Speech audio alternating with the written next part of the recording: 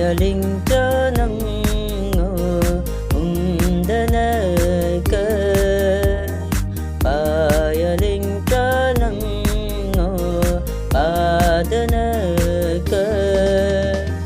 Sibe aiba ane abajidba Nam ngoi go padan naga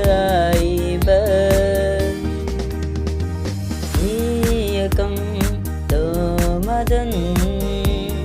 naga aiba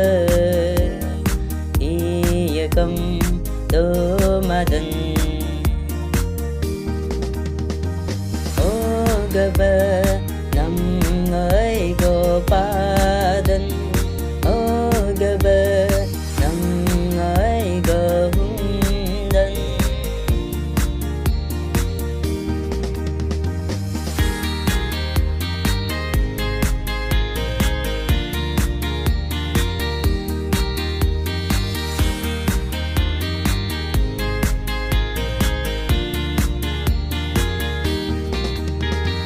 Ulam digo ayaleba Pelindap nang ay go padan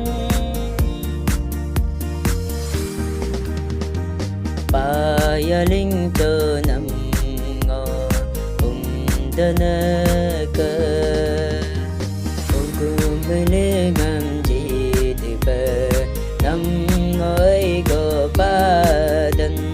Nagayao ka ngo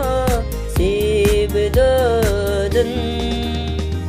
Nagsakao ka